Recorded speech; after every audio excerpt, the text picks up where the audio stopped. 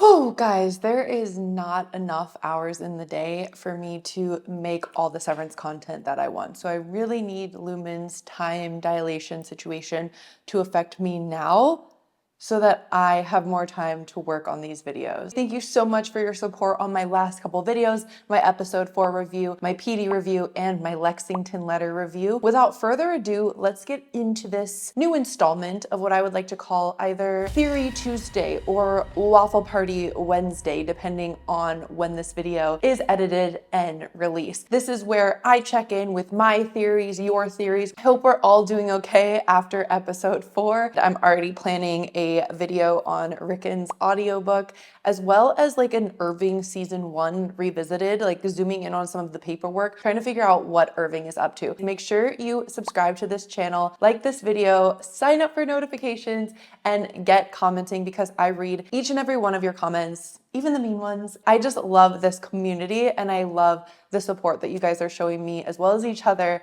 as well as other creators. So the first biggest theory to come out of the last episode was the entire thing a simulation. So many people have pointed out that the TV wasn't plugged in, that there's no cold air coming out of their breath, even though we know that the cast and crew were indeed filming in a very cold environment. Now they did have those kind of Russian, Siberian, that drip going on. Many viewers have pointed out that ORTBO is an anagram for the word robot. Maybe this is some sort of AI simulation, something going on that they're able to actually trigger some other sort of reality with the Severance chip. My only question, which we'll get into, is what was the purpose of the ORTBO? Like at first glance, it really is. Milchick is trying different things to try to get these innies under control, to try to stamp out the revolution and resistance in them. Maybe this was a much needed pull away from both Mark and Irving's journeys within Severance. We know Irving is looking for that exports hall. Mark is running around looking for Miss Casey, even kind of banding together with other departments. So maybe this was a way to distract them, reset them in a way, get them focused, showing them death, hunger,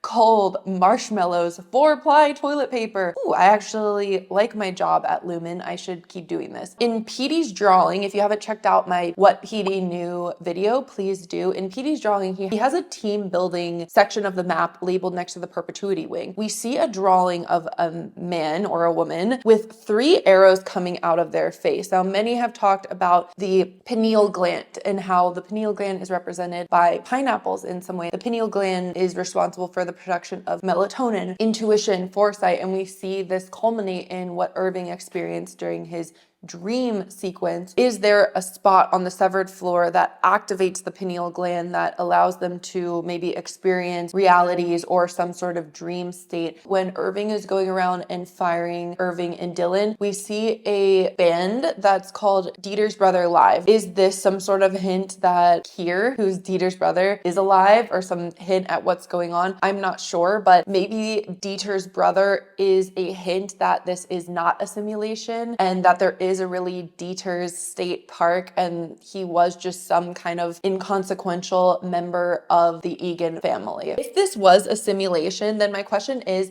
did Rickon write the 4th appendix? We know that Natalie came to him, stroked his ego, and asked him to write something that's like a bit more palatable to the innies, but maybe Lumen said, hey, as a trial thing, we just want to get a good idea for your writing. So can you just respond to this crazy creative writing prompt of like a dude watching his brother whack off in the woods and then turn into the forest? People have pointed out that their writing styles are very similar, so I think it could be. The next theory I'm going to discuss today is the water theory. Now, this is a half-formed theory. We understand that there's a lot of water motifs with Lumen. I mean, after all, there's a water droplet in the logo, a lot of focus on cleanliness and cleansing. In the MDR employee handbook, which I discuss in my Lexington letter video, we also see this focus on cleanliness and how much they should wash their hands and not spreading diseases. See, if we look back at a lot of the files, they all have to do with water. I'm about 0 seconds from wrapping the Tumwater file. Tumwater, Cold Harbor. Is there something that they're putting in the water supply that is akin to some mini version of a chip that allows the MDR employees to refine the data in people's minds to cause catastrophe, truck crashes, things like that. We'll talk about that in a second. Another motif we see of water is a way of making things pure. We see Woe's Hollow as a place where Kier first came in contact with Woe. In Kier's diary in the 4th appendix, he talks about how his brother Dieter lay unwashed, even though the cleansing pool of the hollow was right there. So almost a way of Dieter could have cleansed himself of his sin, of his wantonness. We also see a sort of baptismal element of water with Heli and Helena. Helena, guys, I promise I'll say Helena correctly. Rebirth of Heli, as Irving is sticking Helena's face under the waters. Along with the simulation theory, there's this idea that Dieter wasn't real, that he was either a figment of Kier's imagination brought on by too much ether, or Dieter is a representation of Kier, a twin of his, if you will. Instead of the flesh, it's of the mind, of the personality. Now, this is really symbolized in the Innie twins that we see guiding the way. We see so much twin imagery. Even when Dylan has his interview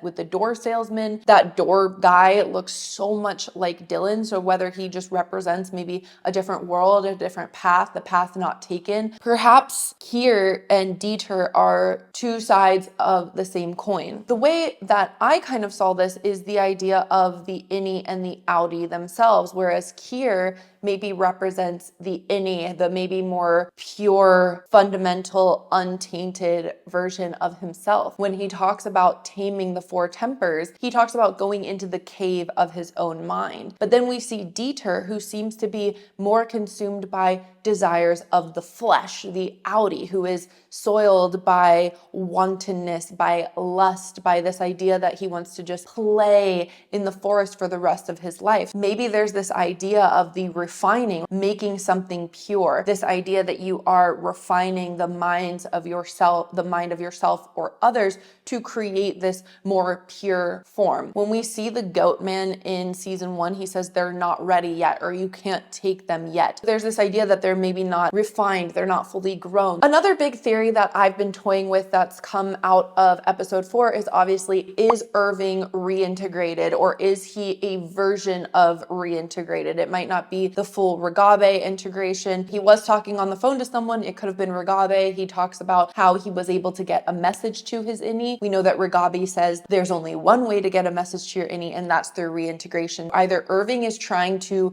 reintegrate himself in some way through dreaming, through this maybe connection through the pineal gland by kind of messing with his own circadian rhythm, or he actually has been one of those people that Ragabe has reintegrated successfully. We know Petey was the first, and it seems like Mark isn't the second. We do see a lot more of outie Irving coming into play in episode 4 Irving. There's this obsession with getting to the truth. We know he was a military man, and he's using his resourcefulness to find out the truth. Outie Irving is, of course, obsessed with finding out a truth in his own way. He has news clippings, maps, the names of different severed employees. So is this a hint that maybe this already is a version of outie Innie Irving? We also know that there was no ding as Milchick turned him back. Now it seems like the internet is pretty split on what this means. You tell me, are you team Irving is reintegrated, team not reintegrated, or team somewhere in the middle? Last but not least, there's this idea that maybe Mark is some sort of Kier descendant, or there's this goal that the whole purpose of the ORTBO is so that Mark and Helena could make a baby in order to pass along, maybe create like the Kwisatz Haderach of Kier. Would also go along with the intro sequence where we see babies crawling around everywhere. Even like it starts with Mark sitting on his bed and then it ends with Mark sitting on his bed, but a baby Kier. We also know that Kier wrote in one of his journals, in one of his diaries, about the quote, close biological relationship between his mother and his father. Maybe this sort of incestuous nature between family members, like Targaryen-esque vibe to keep the power in the family. It's not outside of the realm of possibility. Now let's sleuth a little bit into the trailer. We haven't talked about this that much to confirm some of these theories. When Mark is walking down with the flashlight into a basement, it looks like he's descending into a cave of sorts of the mind. Kier himself said it was in the cave of his own mind where he tamed the four tempers. And when you are able to tame these four tempers, the world is your appendage. Appendage is like another arm. It could even be like a penis if we're talking about spilling the lineage, but it's almost this an additional part of you, this weapon tool that you can use to maybe control things or become a superhuman. Is this a hint that Mark is descending into the cave of his own mind, either to reintegrate or somehow to tame the tempers within himself? We also see Mark falls into a coffee cup with Irving's face on it. Maybe this is hinting that Irving already has some plan that Mark is going to become a part of. Now, one thing I don't understand is that trumpets come out of the coffee cup. I have no idea what that means. We see this Mark's head morph into a goat's head. For a second there, as the head is morphing, almost looks like there's a third eye in the middle. Is this another shout out towards the pineal gland and maybe accessing this world unseen or this transitory esoteric space in between dream and wakefulness? And of course, it alludes to this idea of the experiments that they're doing with the goats. And then finally, the goat on the screen is held by two men and they are dressed the exact same. So is this Milchick? It kind of maybe looks like Milchick from far away, or maybe it's just some nondescript man. So another idea of twins, of maybe not clones, but different mirrored versions of oneself. I've had the theory that maybe Milchick and Natalie used to be severed employees who were able to successfully refine themselves into these like perfectly balanced people. Now let's get into some commenter theories. So these are yours. So we have Kui. Please, I hope I'm pronouncing that correctly. This was a great revisit of the Lexington letter. Thank you. I think Petey's map will become more meaningful. When we look at it now, and we notice in the bottom, there's a place called Team Building with a sick man with wires in his head coming out of his eyes. If episode 4 was a VR simulation, it was probably done there. Also, on the left of Petey's map, it says we're here because we're not all there, which seemed like a nonsense phrase in season 1. But now with all the theories of possible cloning of Gemma and the 4 clones we saw of MDR in episode 4, it possibly makes sense now. Did maybe PD see clones of himself and his MDR colleagues there? Great question. I love this theory. I think this is so fascinating. What do you guys think? Let me know in the comments. Now, Gabby Lipherps 7454 says, at one point they flashed Gemma's face over Mark's data files, which to me implies that he is somehow programming her mind with the data. I completely agree. Mark states that he identified Gemma's body after she died, which to me implies that the Gemma we know is actually a clone. I think there's been a lot of clone iconography in the show, specifically the goats, and now this young girl who seems to act like she's had a full life prior to her work at Lumon. So we know that Irving's father was in the Navy. He is depressed and lives alone with a dog, and we know Mark is depressed and has lost his wife. We also know that Dylan is depressed and a bit of a fuck up. It seems that Lumon has specifically targeted people with trauma to work in MDR. My theory is that each of the MDR workers has lost someone who Lumon has cloned, and that MDR is sort of programming the clones via their brain chips using emotion reactions to the brains of the clones. I think the cloning process doesn't function properly because the clones' minds are not in balance, because they do not have a past, and so they're using MDR to bring balance to the tempers in the clones. This would explain why Mark is even more important. One thing after season 1 that fails to make sense is why would they even care about Mark at all? But when you take it in the context of his relationship with Gemma, it starts to make sense, as Cobell says that he's almost finished with his project. We know that Cobell was intentionally prodding Mark with wellness sessions and forcing interactions with Gemma to see if either of them were showing any signs of knowing each other. So far, we know there are permanent innies on the testing floor. We know that O&D is 3D printing various items and sending them down there. We saw ideographic cards which consist of physical movements, and we know that there are breeding goats to possibly test the cloning process. I think ultimately Lumon's goal is to revive the Egan family and create a sort of immortality process by cloning their bodies and using the brain chips to store the minds. I love that theory. Maybe if it is not physical clones, it's still definitely some sort of mental clone or mirror or different sides that must be merged. Okay, I don't totally know how to say this user's name, but I love this theory, and this is kind of in response to to my Lexington letter video. They say, I think Lumon may be using car crashes to target people they want to employ and kidnap and keep as permanent severed employees. In the finale of season 1, we get a brief look at Irv's research. He flicks through the pages and next to one name, we see that he has written something like this, I don't exactly remember. Employed following a car crash and a fractured arm. Lawsuit with Lumon, reason for severing ? We also know they did this with Gemma and Peggy most likely. I also think Charlotte Cobell, Harmony's mother, may be a victim of this. This would explain why Harmony seems to be on a separate mission from the board in season 1. She wants to see whether Gemma will recognize Mark because she wants to track down her mother and see if they will be able to remember each other. This is also why she was obsessed with seeing if Petey's reintegration was successful. I think Harmony could have been permanently severed at the Egan School for Girls after her mother's death, but may have found out about her mother on accident or through a dream. I think people with water droplet pins are the people that have been permanently severed.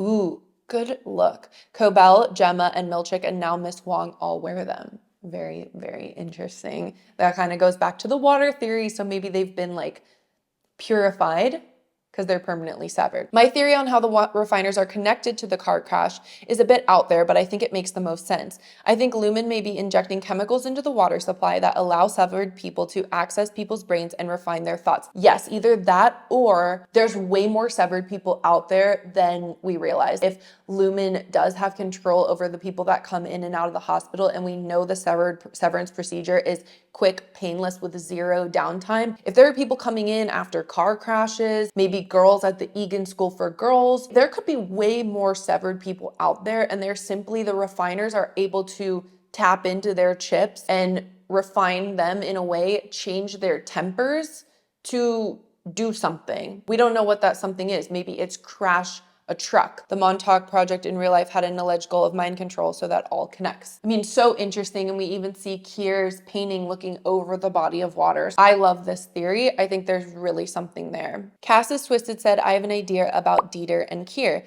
Kier's writings are very weird about relationships, and I think that goes way back. We only know about Imogen because of the painting. He met her at the ether mill. Ether isn't made in a mill, but let's gloss over that for a moment. Ether is a sedative. It can make you hallucinate. If Imogen is the mother of Myrtle and Ambrose, they were born in the 1880s. Kier worked at the mill before he was a doctor in the Civil War. Were Kier and Imogen married 25 years before having their first child? I don't think so. I think either Imogen was a hallucination of Kier's or Imogen was a child, half the height of a natural woman. Oh my God, that just gave me goosebumps. And died on their wedding night. Why else would a bride be the representation of woe? I think Dieter is the name of Kier's penis, and he hates his sexuality. Taming the tempers is how he purged emotion from his life. Maybe the whole point of Lumon is trying to reproduce without sex. Pineapples reproduce asexually. Oh my God, I love this theory. This is so freaking good. Wow. What do you guys think of that? I mean, that connects the dots in such a cool way. All right, refiners, well, that concludes this file today, my file on the midweek theory check-in. I am so excited for episode 5. This season has been so insane, and I can't wait to honestly go back and do a more in-depth analysis of season 1, knowing what we know now. So if that's something you'd like to see, please let me know in the comments. Either way, I should be coming out with my episode 5 review as soon as possible, as well as my Rickon audiobook, the UUR excerpt video, which I'm currently working on. A big thanks to all of my new subscribers, everyone commenting, liking, subscribing. You guys have no idea not only how much this means to me, but how much it means to getting my videos out there. I also want to give a big shout out to my very first Patreon member, Cass McGann. Thank you so much for joining my Patreon and supporting me. Drop your theories below. I'm thinking of making Theory Tuesday and or Waffle Party Wednesday a permanent chronicle as long as Severance is out. And thank you to everyone who's given me so many great ideas for new seasons for other shows to review. I've actually never seen Lost before, and I've been wanting to watch it since Severance has come out, since I know there is a lot of similarities between the two. Until next time, stay safe out there, work hard, don't get severed. Bye.